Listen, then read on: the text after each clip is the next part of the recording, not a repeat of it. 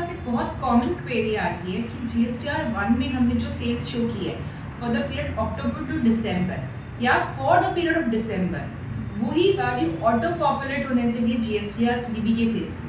But ऐसी कुछ जगह आ रही है जहाँ पर जीएसटीआर 1 में जो सेल्स शो की है वो वैल्यू ऑटो पॉपुलेट नहीं हो रही है, इनफैक्ट एक हायर वैल्यू ऑटो पॉपुलेट हो रही है 3B में। सो क्या रीज़न है?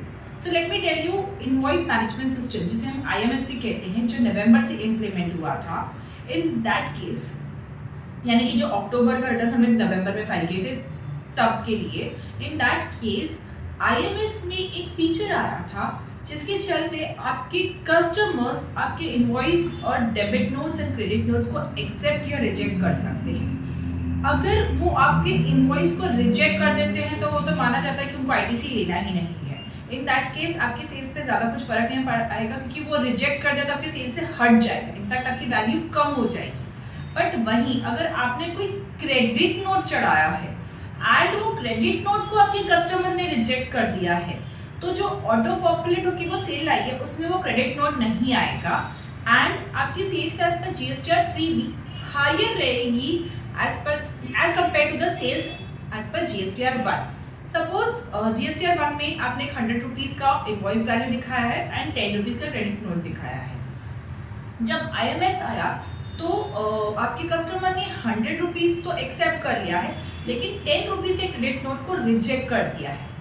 एज पर जीएसटीआर 1 आपकी टोटल लायबिलिटी 90 रुपीज़ की थी, but as per GSTR 3B क्योंकि आपके कस्टमर ने 10 रुपीज़ का क्रेडिट नोट रिजेक्ट कर दिया है, as per GSTR 3B it will be 100 and not 90। So ये एक बहुत ही इंपॉर्टेंट फीचर है जो आपके 3B में आया है। अब आपको क्या करना है, आपको फर्स्ट चेक करना है कि क्या वजह है ये डिफरेंसेस की। आप अपने IMS में जा सकते हैं। IMS के डैशबोर्ड पे जब आप जाते हैं आपको दो तरीके की व्यूज आते हैं, एक recipient view and second supplier view. आपको अपने सप्लायर व्यू में जाके चेक करना है कि ऐसे कौन से इनवॉइसेस डेबिट नोट या क्रेडिट नोट है जो रिजेक्ट हुए हैं एंड वो क्यों रिजेक्ट हुए हैं। अगर जेन्युइन रीजन है तो आपको आपके कस्टमर से बात करनी है कि क्यों रिजेक्ट हुआ है एंड इसका इम्पैक्ट लेकिन आपके नेक्स्ट रिटर्न में दिखेगा।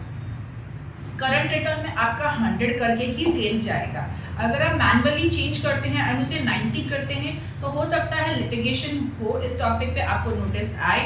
बट यस, अगर आप जेन्युइन रीजंस है तो आप अपना लीगल बैकअप वर्किंग रेडी रख सकते हैं एंड उसका रिप्लाई दे सकते हैं। But as per the law जो मैकेनिज्म उन्होंने फ्रेज किया है, अगर आपके कस्टमर ने रिजेक्ट कर दिया है तो आपकी लायबिलिटी 100 करके दिखेगी। इसमें आपको एक एडवांटेज ये भी है, टाइमिंग डिफरेंस। अगर आपने चेक कर लिया टाइमली कि आपके कस्टमर ने रिजेक्ट कर दिया है तो आप अपने कस्टमर को जाके बोल सकते हैं कि क्यों रिजेक्ट किया, पूछ सकते हैं। एंड अगर वैलिड ग्राउंड है तो उनको बोल सकते हैं कि आप ये जो रिजेक्ट किया है ऑप्शन उसको चेंज करके एक्सेप्ट कीजिए।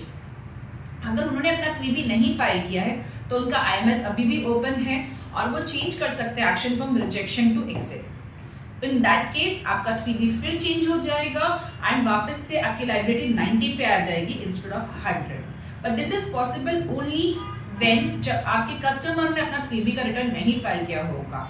अगर उन्होंने फाइल कर दिया है तो ये IMS ऑप्शन उनके लिए क्लोज हो चुका है। सेकेंड, यही ऑप्शन आपके पास भी है as a customer. As a customer आप अपने वेंडर्स का इनवॉइस एंड उनका credit note and debit note check कर सकते हैं। अगर आपको लगता है कि क्रेडिट नोट या इनवॉइसेस प्रॉपर नहीं है तो आप उसे एक्सेप्ट रिजेक्ट कर सकते हैं।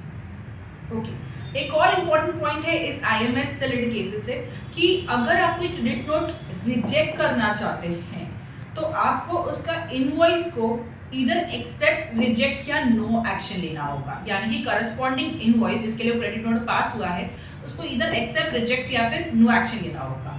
आप अगर उसको पेंडिंग मार्क करते हैं तो आप उसके क्रेडिट नोट को भी पेंडिंग ही रख सकते हैं या फिर नो एक्शन ले सकते हैं, आप उसे रिजेक्ट नहीं कर सकते हैं।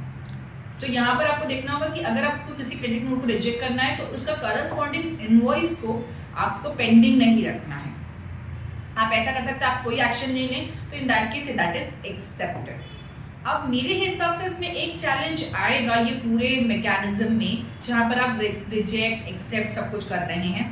आपके जीएसटीआर 1 में आपने एक बार क्रेडिट नोट चढ़ा दिया है 10 रुपीज़ का, सो आपके जीएसटीआर 1 के हिसाब से सेल्स 90 रुपीज़ है।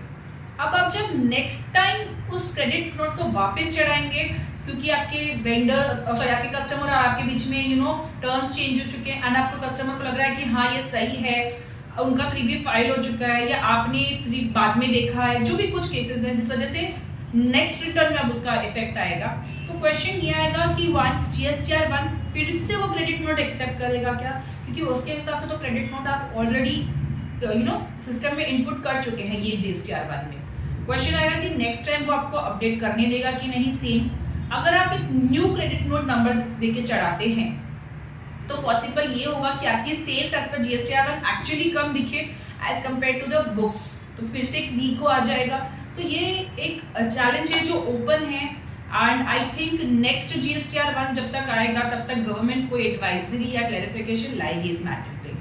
आपके क्या व्यूज हैं, आपके क्लाइंट ने क्या कॉल लिया है, ये मुझे नीचे डिस्क्रिप्शन में आप लिख के बताइए ताकि हम वो चैलेंजेस को डिस्कस कर सके एंड कोई एक ऑप्टिमम सोल्यूशन पे आ सके। Thank you.